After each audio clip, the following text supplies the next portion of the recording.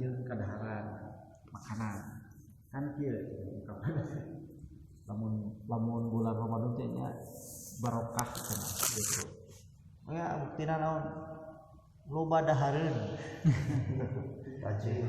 ya kan loba dahareun sok we dina poe kahiji nya tadi Pak Eman ngobrol dina can-can munggah wae sagala aya Pak sagala aya ting sagala aya ting sagala di aya-aya nah gitu nepi ka loba gitu makanan itu banyak di meja dihidangkan tersedia. Apakah yang dimaksud dengan barokah itu seperti itu banyak makanan tapi kan nu aya ge teu katuang nu aya ge teu tidak termakan. Nah apakah makna barokah itu seperti itu bisi kayak asosiasinya siga berkat gitu kan orang ngomong ya dukain aja masih kene beureun pulang pinu syukuran atau naon gitu nya mawa pipiti atau mawa naon bingkisan menang berkat gitu. Nah, jadi bisi pemahaman barokah itu masih di situ lari. Nah, apa sebetulnya makna barokah gitu. Nah, kita lihat kalau kata barokah itu atau al-barokah gitu. Karena dia itu adalah bahasa Arab, maka untuk memahaminya kita melihat pada induknya gitu, induk bahasanya. Nah, yang pertama kita bisa melihat paparan atau penjelasan dalam salah satu kamus. Ya, salah satu kamus karya Al-Mandur ya, Ibnu Mandur misalkan dalam Lisanul Arab ya. Dalam Lisanul Arab dijelaskan di situ bahwa kata al-barokah itu asalnya adalah al-barku ya. Diambil dari kata al-barku. Asal akar katanya adalah al-barku. Ari al-barku teh artinya dada onta gitu. Dada onta gitu. Al-barku itu dada onta. Lamun nepi ka dinya mah can kaharti. Naon hubunganna sok gerak barokah jeung dada onta gitu. Nah, ketika orang Arab mengatakan barokal ba'ir, maka itu dimaknai onta telah menderung gitu. Onta telah menderung. Ari menderung teh cicing gitu. Dina lengkob padang pasir gitu kan, kakinya dilipat dan menahan dengan dadanya. Sehingga itu terlihat bahwa onta itu diam di tempatnya, tidak kemana-mana dan terlihat nyaman gitu. Itu menahannya itu dengan dada. Sehingga orang bertelekan gitu tah. Sehingga ngeunah gitu nya. Iya tempatnya. Nah itu barokal ba'ir. Jadi onta itu sedang atau onta itu telah menderung, telah parkir gitu lah. Cuma parkir. Nah, kemudian kalau orang Arab mengungkapkan dengan ungkapan ibtaraku fil harb gitu. Ibtaraku fil harb. Mereka tetap berada di medan perang. Artinya bahwa nah dari dua ungkapan itu kemudian maka makna al-barokah itu dimaknai dengan kata al-luzum gitu. Nah, jadi al-barokah maknanya adalah al-luzum. Al-luzum artinya tetap gitu ya, artinya tetap. Jadi dari dua ungkapan itu maka al-barokah itu artinya tetap. Kemudian ada lagi ungkapan al-birkah. Ari al-birkah itu kan balong, kolam gitu. Kenapa kolam itu disebut al-birkah? Karena air menetapi tempatnya di situ. Untuk kamu mana-mana gitu, cair, cicing di sini. Nah itu menetap, air menetap di tempatnya. Maka disebut dengan al-birkah. Nah dari beberapa ungkapan itu, maka kemudian Imam Ar-Raghib Al-Asfahani, gitu ya, dalam Kamus Mufradat Al-Fadhul Quran halaman 119 di situ diungkapkan bahwa dengan beberapa referensi dari pendekatan kebahasaan Maka yang dimaksud dengan al-barakah itu adalah subutul khairil ilahi. Subutul khairil ilahi fi syai'i. Tetapnya kebaikan ilahi. Lamun diartikan berarti tetapnya kebaikan yang bersifat ilahi pada sesuatu. Menetapnya suatu kebaikan yang bersifat ilahi pada sesuatu. Jadi itu yang disebut barokah teh gitu. Ada juga yang mengatakan al barokah itu adalah ziyadatul khair gitu kan. Ziyadatul khairnya bertambah kebaikan. Itu diambil dari kata an-nama'u gitu. Az-ziyadah wan nama'u. Al barokah itu secara bahasa az-ziyadah wa nama'u gitu. Bertambah dan bertumbuh gitu atau berkembang. Itu seperti apa yang dijelaskan oleh Imam Al-Ghazali gitu ya. Jadi maknanya ziyadatul khair, bertambahnya kebaikan. Jadi tidak hanya sekedar tetap melekat kebaikan itu di situ, tetapi juga dia bertumbuh dan berkembang. Mata barokah teh gitunya, nunamina barokah teh lamun saeutik gitu. Bakal ngalobaan, lamun loba bakal kerasa manfaatnya gitu. Kalau sedikit akan bertambah, kalau banyak akan terasa manfaatnya gitu. Itu disebut al-barakah gitu.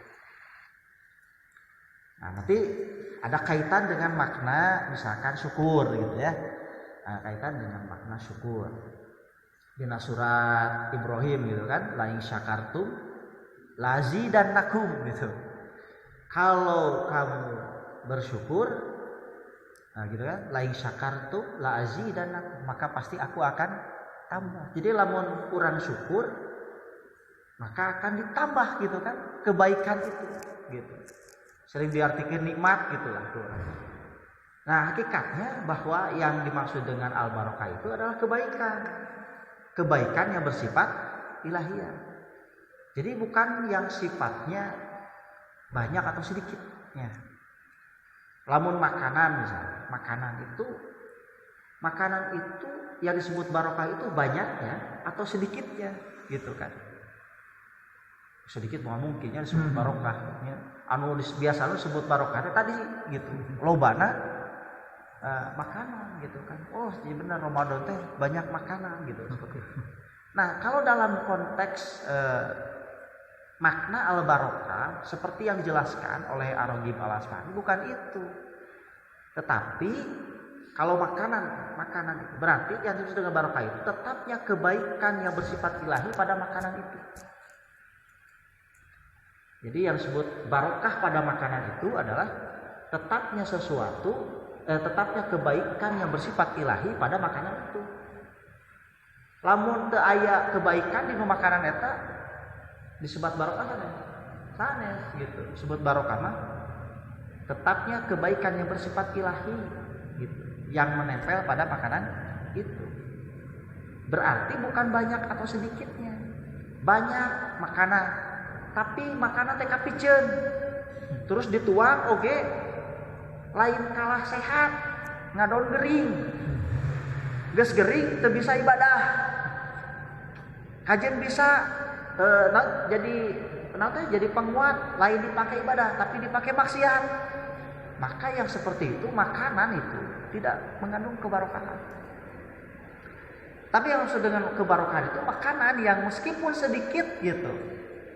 Sedikit makanan itu hanya sebutir kurma gitu misalkan. Tapi itu jadi ngajak-jageun, nyehatkeun, terus jadi semangat beribadah dan melaksanakan ketaatan-ketaatan kepada Allah. Itu disebut dengan barokah itu gitu. Jadi tetapnya kebaikan yang bersifat ilahi. Kalau harta gitu, harta itu bukan banyak atau sedikitnya yang disebut barokah gitu. Yang disebut barokah itu harta yang ada gitu, meskipun sedikit, tetapi dia infakkan di jalan Allah. Itu jadi harta yang barokah. Kamu mau loba gitu, sedikit saja jadi melahirkan suatu amalan yang kemudian kesananya bentuk pengabdian kepada Allah sebagai syukur. Makanya tadi kurangan kalau bakal ditambahan gitu. Wajar gitu ya, model Abdurrahman bin Auf gitu ya. Di infakun di sodakohkeun teh lain beak adon terus mah ya kitu sifat itu sudah ketentuan Allah barokah gitu kita teh. Barokah dari ketaatannya, kebaikan. Kebaikan yang dak walau mau dicabut tuh gitu mah. Sebab Allah sudah berjanji gitu kan. La azidan lakum gitu. Itu disebut dengan barokah itu gitu. Usia gitu ya. Usia itu bukan panjang atau pendeknya. Mus'ab bin Umair 13 tahun umur. Tapi barokah gitu. Letikannya diru jihad gitu kan. Luar biasa gitu.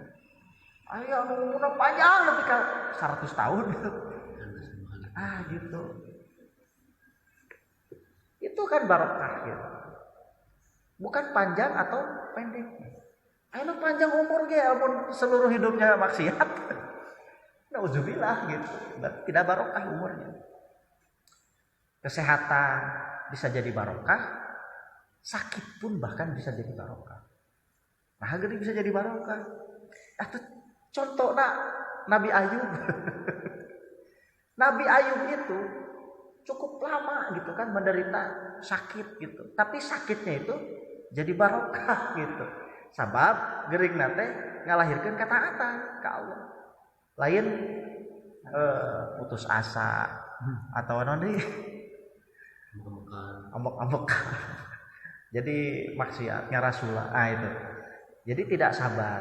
Makanya ya sabar, syukur itu saling berkaitan dalam kaitan ini.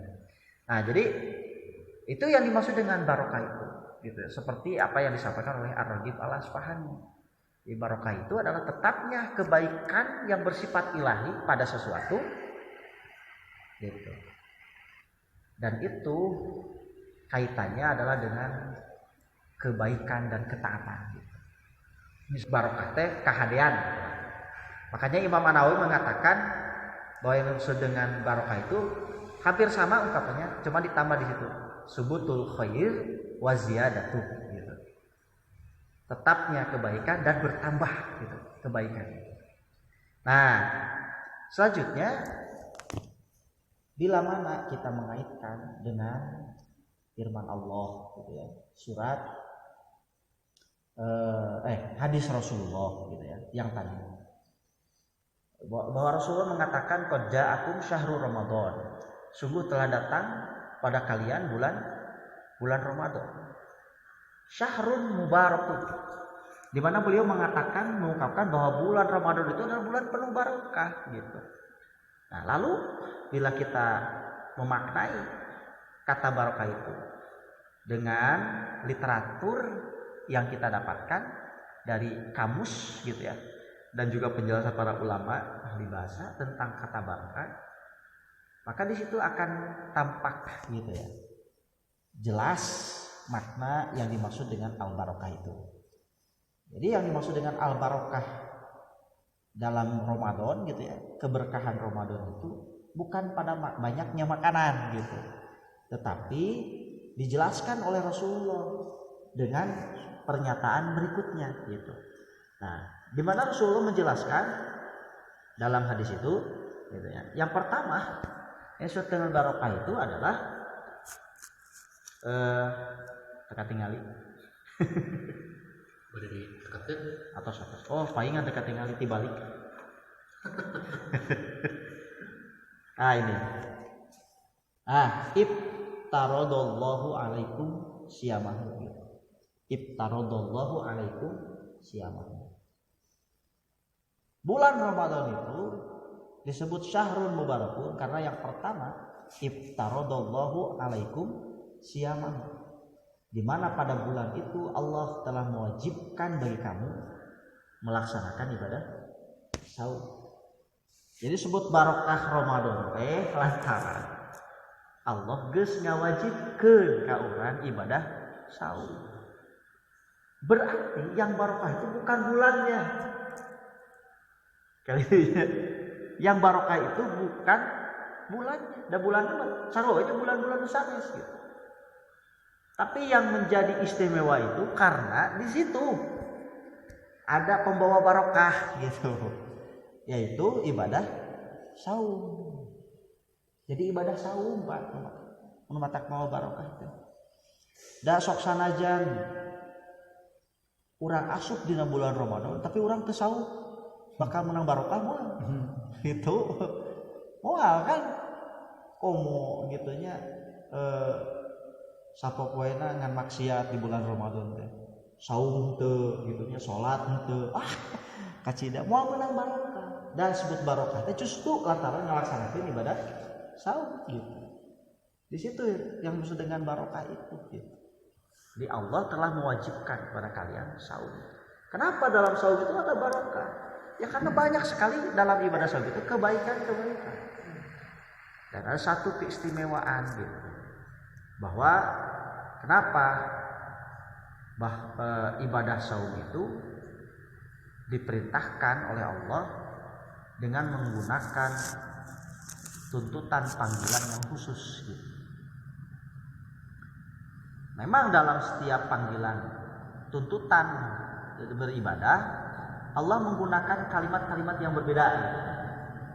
Nah, contoh misalkan dalam sholat itu Allah menyuruh dengan ungkapan aqimus sholah atau iqamus sholah gitu kan, dirikan sholat. Dinu zakat kan teu aqimu zakat tapi dengan ungkapan atuz zakat atau itaiz zakat gitu kan. Dina ibadah haji itu pun berbeda gitu kan. Allah menyuruh dengan ungkapan atimul hajja wal umrata lillah. Jadi haji dan umrah itu dengan ungkapan atim, sempurnakanlah haji dan umrah. Pasti ada makna-makna itu di balik ungkapan-ungkapan atau panggilan-panggilan itu. Bahkan untuk perintah kepada berbuat baik kepada orang tua itu dengan kata wasiatnya wa wassainal insana biwalidayhi ihsana gitu kan. Jadi dengan kata wasiat kepada orang tua. Nah, dalam ibadah Ramadan itu ada ungkapan yang sangat menarik gitu ya. Masuk aja. Arah enakin. Nah, dalam ibadah Ramadan ada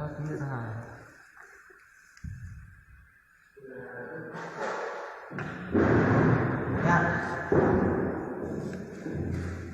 Nah, dalam ibadah Ramadan Allah menyuruh kepada orang-orang yang beriman gitu kan dengan ungkapan ya ayyuhallazina amanu kutiba alaikumusiyam kama kutiba alal ladzina min qablikum la'alakum tattaqun.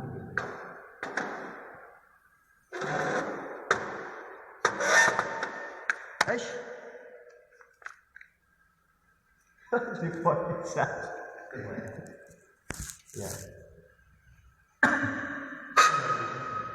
Ya, kita lanjutkan lagi. Jadi dalam perintah pelaksanaan ibadah saum itu Allah memerintahkan dengan ya ayyuhalladzina amanu, wahai orang-orang yang beriman, kutiba alaikumusiyam, telah diwajibkan bagi kamu ibadah saum. Kama kutiba alal ladzina min qablikum la'alakum tattaqun. Sebagaimana telah diwajibkan kepada orang-orang sebelum kalian agar kamu la'alakum tattaqun, agar kamu bertakwa. Nah, ketika Allah memanggil dengan ungkapan alladzina amanu gitu ya, orang yang beriman, nah, di situ ada dua makna ya, ada dua sisi makna. Yang pertama amanu, alladzina amanu itu bisa bermakna laqab gitu ya, panggilan, sebutan bagi atau gelar bagi umat Nabi yang terakhir. Jadi ungkapan alladzina amanu itu adalah sayapnya. Sayap itu sedih. Gini. Oh iya, ayat cadangan. Jadi ungkapan alladzina amanu itu adalah satu bisa bermakna dia laqab gitu ya. Laqab itu gelar, sebutan, panggilan untuk umat Nabi yang terakhir, benar ya? Iya. untuk umat Nabi yang terakhir. Jadi khusus gitu ya, untuk umat Nabi yang terakhir itu disebut dengan alladzina amanu. Kemudian yang kedua, alladzina amanu itu bisa bermakna sifat gitu.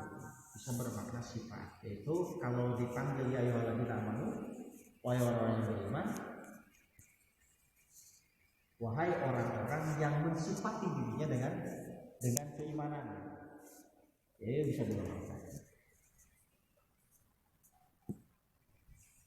Kemudian Allah memerintahkan gitu ya, dengan kutiba alaikumusiyam gitu ya.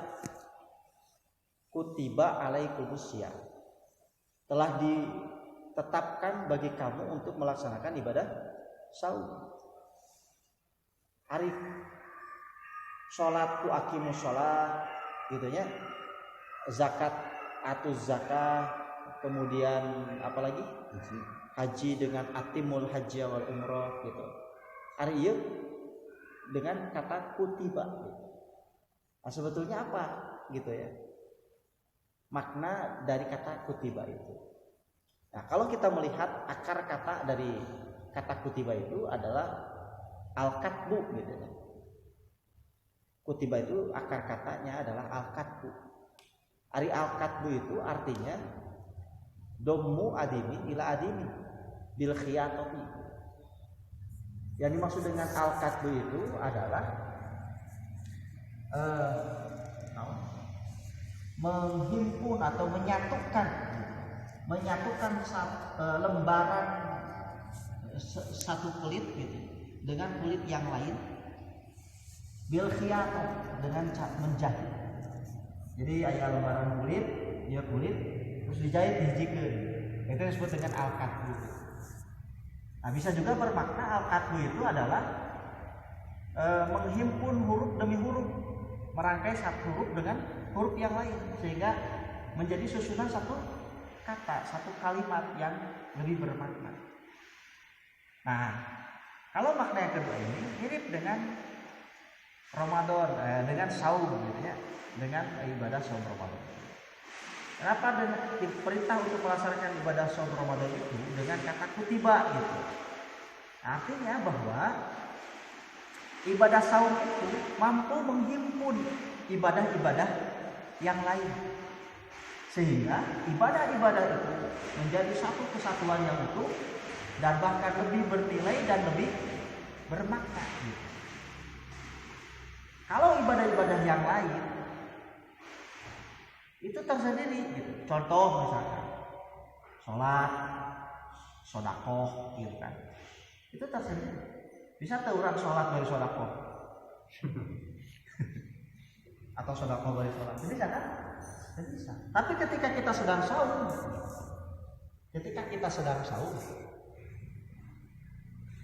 orang ke sodakoh, ke saum, gitu kan? Orang ke sholat, ke saum, bahkan ke umroh ke saum, gitu kan?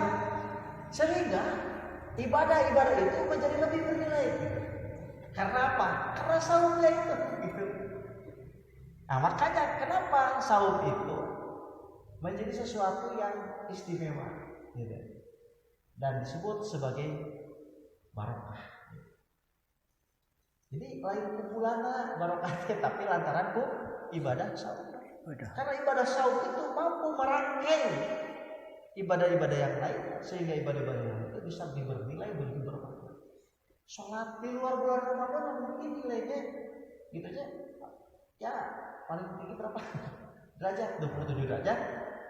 Tadi ya sholat berjamaah di masjid gitu ya, lamun di rumah bersemangat gitu.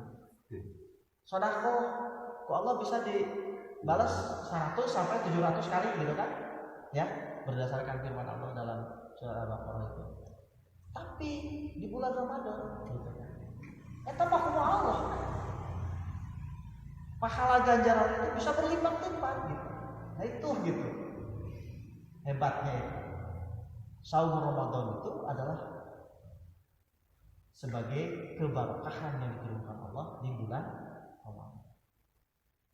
Jadi disebut barokah di bulan Ramadan itu adalah karena Allah telah mewajibkan ibadah saum di bulan Ramadan, dan dengan ibadah saum itu gitu, maka segala sesuatu aktivitas orang yang beriman yang melaksanakan ibadah saum menjadi ibadah gitu. Ya, pahalanya berlipat sesuai dengan apa yang difirmankan Allah gitu, bahwa saum itu untukku gitu kan ya. Saum itu untukku. Jadi dan aku yang akan memberikan ganjaran. Jadi mau dibatas kumaha Allah eta gitu. Ngabalik mata wajar gitu. Dina hadis gitu kan. Allah memberikan ampunan gitu kan. Memberikan rahmat gitu. Ampunan maghfirah gitu. Karena itulah letak keberkahannya bulan Ramadan. Di situ ada perintah melaksanakan ibadah saum. Anu kahiji. Bukan dua. Barokahnya bulan Ramadan itu adalah yuftahu fihi abwabul jannah. Dibukakan pintu-pintu surga. Yang maksud dengan dibukakan pintu-pintu surga teh berarti merenang saacan bulan Ramadan kantor surga teh ditutup. Nah, pas bulan Ramadan mah molongo gitu, ngagemblang. Itu maksudnya. Ada yang memaknai secara tekstual seperti itu, berdasarkan narasi teksnya begitu. Jadi surga dibuka bulan, gitu, molongo, itu melenge. Molongo gitu. Nah, apakah seperti itu? Tapi ada juga yang memaknai bahwa berdasarkan konteks bahwa yang maksud dengan dibukakan pintu-pintu surga itu adalah dibukakan oleh Allah amalan-amalan di surga gitu. Kunci. Nah, gitu. Amalan. Makanya wajar begitu Allah mengatakan bahwa saum itu untukku dan aku yang akan membalasnya. Karena amal apapun yang dilakukan di bulan Ramadan karena sedang saum itu tadi dilipat. Rugi atunya gitu lamun orang nanti aya persiapan gitu di bulan ini untuk menyongsong bulan Ramadan. Tapi persiapannya apa? Yaitu salah satunya membekali ilmu. Oh ternyata di bulan Ramadan itu Allah buka gitu kan pintu-pintu di surga. Maksudnya amalan-amalan di surga. Nepi ka kerja anu sauman sarena wae. Nah gitu. Lain artina kudu sare. Lain artina sare wae terus gitu ya lain. Sarena wae maksudnya teh tidurnya saja karena lelah, karena mungkin terasa gitu ya, untuk mengembalikan tenaga tidur itu saja jadi ibadah. Komo lamun teu sare tapi dipakai tadarus, dipakai ngaji gitu. Itu maksudnya gitu ya. Ulah disalahartikeun sih. Ah yang cuma sare. Ibadah sare oge lain gitu atuh. Nah, itu maksudnya. Jadi Allah bukakan amalan-amalan di surga itu. Sampai makannya jadi ibadah, minumnya jadi ibadah, tidurnya jadi ibadah. Tapi tentu itu karena saumnya gitu. Dan saum itu pasti harus harus diniatkan. Banyak saum itu pakai niat. Harus diniatkan. Dan niat ini nanti masalah yang sangat penting sekali. Ketika sahur bisa matang lewat sahur. Kenapa? Rasulullah itu kan memberikan apa istilahnya pangbibita gitu. Sabab dina tasaharu paina tasahur barokah. Karena dina sahur teh aya barokah gitu. Aya kahadean, ada kebaikan gitu. Maksudnya pahala gitu. Aya pahala. Kata orang tahu sok jagoanan gitu. Orang mah tasahur ge da kuat. Atau ada Korea teh apa? Tunduk gitu. Membayar tasahur ge da kuat gitu. Tunduk. Padahal justru dengan melaksanakan makan sahur itu Allah akan memberikan ganjaran. Itu di antara itu. Bahkan ada keterangan yang lain bahwa Allah dan para malaikat bersolawat kepada orang yang sahur. Jadi lain dina surat al-baqarah dina surat anu ya ayyuhalladzina amanu innallaha wa malaikatahu yusholluna 'alan nabi gitu kan. Nah, itu artinya Allahnya itu. Sesungguhnya Allah dan para malaikat bersalawat kepada ya ayyuhalladzina amanu shallu alaihi wasallimu taslima. Ternyata Allah dan malaikat juga bersalawat kepada orang yang melaksanakan ibadah sahur. Maksudnya salawat apa ngadoakeun. Lamun Allah menyamberti mere ganjaran. Lamun malaikat ngadoakeun gitu. Itu kan luar biasa ya pangibitana. Nah, itu. Hanya wajar dikatakan bahwa di bulan Ramadan itu adalah bulan penuh barokah. Pertama karena ibadah sahurnya, yang kedua dibukakan amal-amal di surga. Nukati lupa waktu qalu fihi syayatin. Nah ini sama maksudnya dibelenggu setan-setan. Pada bulan itu setan-setan dibelenggu. Ya mungkin tadi ada juga yang memaknai seperti surga atau surga gitu ya, pada surga dibuka gitu kan. Oh, berarti setan ini selalu diborgol. Lamun setan diborgol, kumaha tah? Iya. Berarti cara mulai menggoda. Ya, kan setan lagi diborgol. Lamun aya jelema di bulan Ramadan ngangkukeun maksiat, saha tah menggoda. Nah, berarti eta mah geus sidang. Eta mah geus sidang cenah. Eta mah hideunganan gitu. Jadi eta mah memang geus leuwih gitu Pak. Setan budeg. Geus leuwih ke setan. Setanna diborgol padahal tapi hidang. Teu digoda oge geus kitu. Nah, itu. Tapi makna yang maknawinya itu bisa juga bahwa yang maksud dengan setan-setan di belenggu itu dibat oleh Allah dengan turunnya perintah melaksanakan ibadah salat itu dipersempit ruang gerak untuk melakukan kesalahan-kesalahan. Nyerakan direm gitu kan, dilatih gitu kan. Karena ibadah salat itu pada hakikatnya adalah mengekang gitu kan, mengendalikan syahwat yang mubah. Lain yang haram kan, anu dilarang kalau kan, ya kan, bahwa saum itu al imsaku anisyurbi wal akli wal jima kan tilu kan, menahan diri dari satu makan, dua minum, tiga jima gitu kan, berhubungan suami istri kan itu nggak boleh, makan kan boleh. Jadi syahwat itu betul itu syahwat. Jadi syahwat itu jangan dipahami hanya sekedar hubungan biologis, jima unggul bukan gitu. Syahwat itu juga ya makan, minum itu teh syahwat pada hakikatnya. Bisa? Oh, baik. Ada di mana, Pak? Bisa. Lajeng kedua, tamatkeun tong. Tamatkeun. Maksudnya ngabuburit Mari kamu penting. Jalur ngaronda. Nah, kembali lagi Pak. Jadi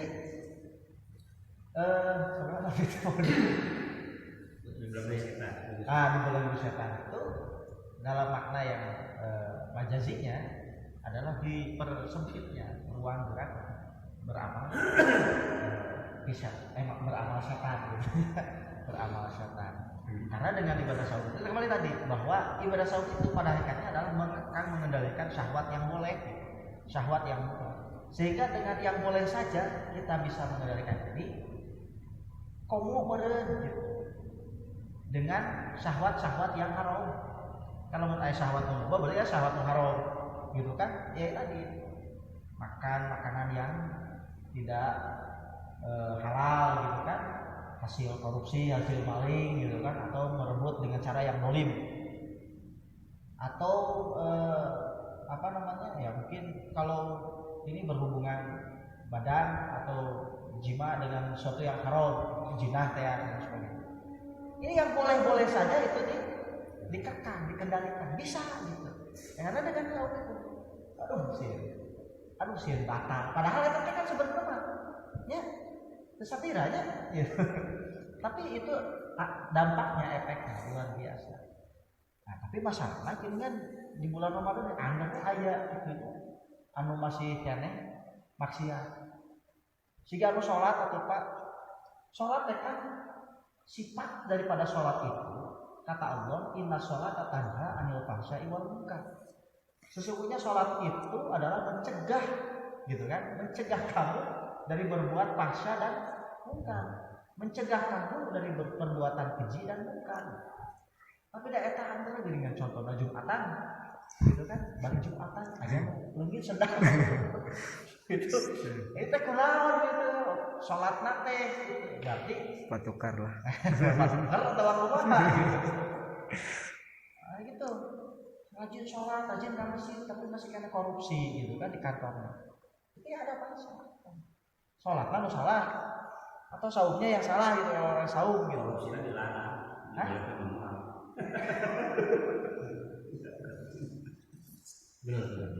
Benar. Logika bagus. Logikanya benar ya. Karena pakai gedung. Akal sehat. Tapi yang menjadi masalah itu bukan sholatnya, bukan saumnya. Bahwa sifat Allah menetapkan bahwa sifat sholat itu mencegah, gitu ya, bisa mencegah diri dari perbuatan keji dan munkar. Sifatnya sholat itu seperti itu. Kemudian sifatnya saum adalah la'alakum tattaqun. Kan menjalma takwa mah atuh kuduna nya ya bisa menahan diri gitu dari sesuatu yang haram, dari sesuatu yang dilarang. Haji, balik haji. Kalahkah lain beuki soleh, kalah beuki sakanya beuki aut-autan gitu. Eta teh hajina misalnya lain gitu.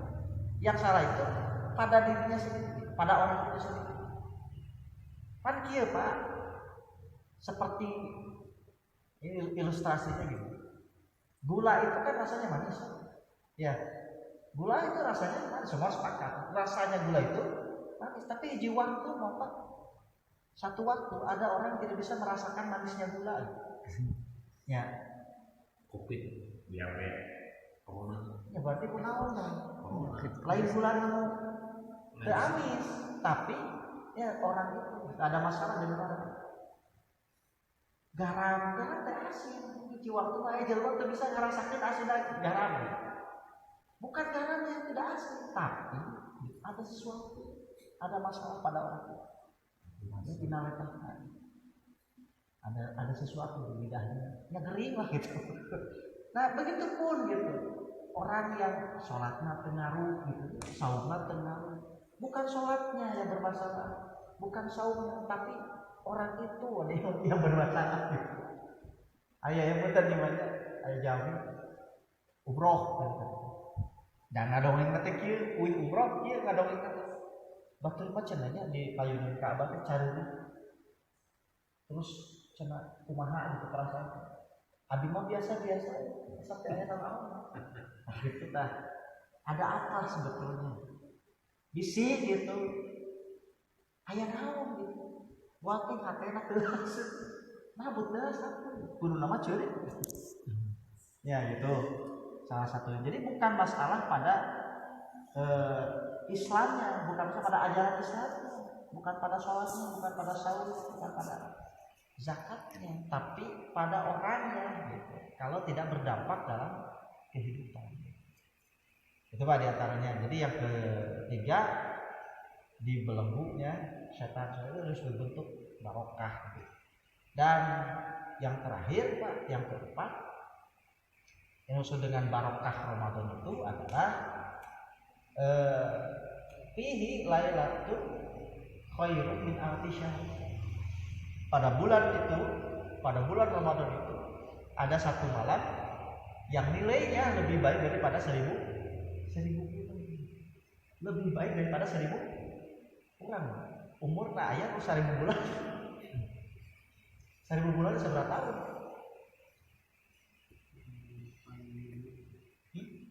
Yakin nyampe ke umur sakitu? Kebaikannya 1000. Nah, sampai itu ditunggu kalkulator. Sekitar 80 tahunan, orang bisa teh nyampe tahun gitu. Sepanjang 80 tahun itu kabeh tuh goreng baik semua.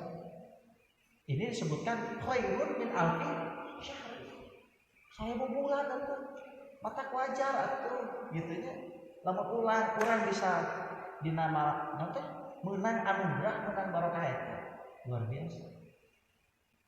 Ya, pantas gitu Allah ya nanti disebut bulan Ramadan itu bulan penuh barokah. Kira naon deui atuh bulan Ramadan teh gitu. Sampai nya mata lebar pisan lamun urang bulan Ramadan nganumpul ngalewat. Rugi pisan. Rugi lagi rugi kacida. Makanya di kalimat hadis itu yang terakhir man hurima khairoha faqad hurima. Barang siapa yang kehilangan atau yang terhalang gitu, dari bulan itu, kebaikan dari bulan itu, faqad hurima, maka sungguh-sungguh dia telah kehilangan, maka sungguh-sungguh dia telah terhalang dari kebaikan. Maksudnya rugi gitu. Lamun jalma teu meunang kahadean eta, teu meunang barokah Ramadan gitu. Ku saumna, ku amal-amal anu berkaitan dengan ibadah saum teh sepakat awalnya gitu. Mulai dari mungkin sahur gitu kan. Niat sahur, tadarus, qiyam Ramadan, qiyam Lailatul Qadar gitu kan. Maka Allah ngajanjikeun ya kan, man qoma gitu kan, Ramadana imanan wa ihtisaban gitu kan. Man shoma Ramadana imanan wa ihtisaban, man qoma Lailatul Qadri gitu kan, imanan wa ihtisaban. Kayak kan bukir lahu ma taqaddama min zanbi. Atau iya itu kan barokah itu sebetulnya gitu.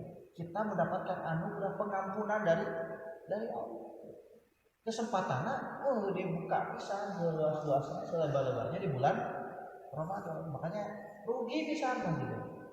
Man hurima khairoha, barang siapa yang melepaskan terhalang gitu mendapatkan kebaikannya, maka maksud berarti walaupun mesti gitu. Ada satu lagi hadis Rasulullah SAW,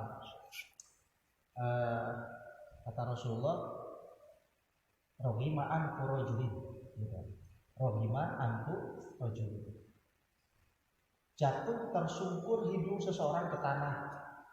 Kebayang tuh Pak, jelema anu disungkruk gitu nya, dikusruk kanu taneuh kanu aspal pangamung-amungan. Artinya teh cilaka gitu. Celaka sekali gitu. Kata di situ. Tidak dakhala syahrul Ramadan, bila dia masuk bulan Ramadan, summa insalahu, kemudian berlalu begitu saja. Berlalu begitu saja. Saum mah saum. Gitu. Tapi insalahu gitu. Siga nu ieu mungkin saum, tapi hurima gitu. Terhalang mendapatkan kebaikan. Terhalang mendapatkan keberkahan, terhalang mendapatkan ampunan. Maka di ujung hadisnya qabla ayyul qarar, summa insalahu qabla ayyul qarar. Kemudian berlalu begitu saja bulan Ramadan itu sebelum ia mendapatkan ampunan dari Allah. Nah ini Pak, diantaranya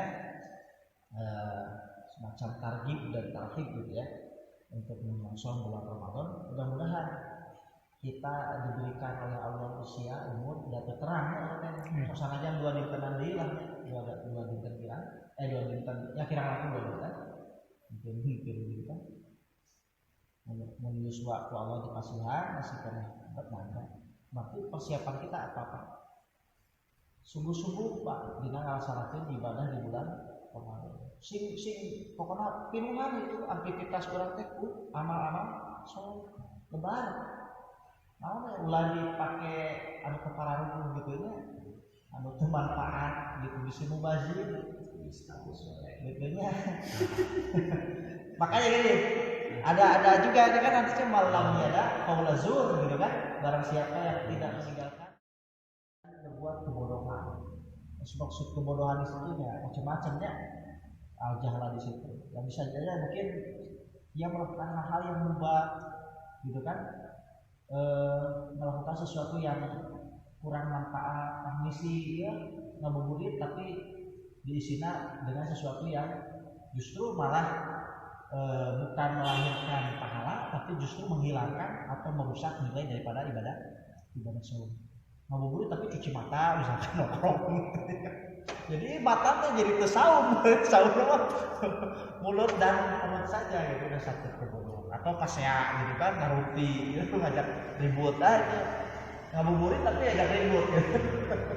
Nah itu berarti suatu kebodohan. Maka Allah alaihi sengaja tuh di ayat atau anhu wasyarallah.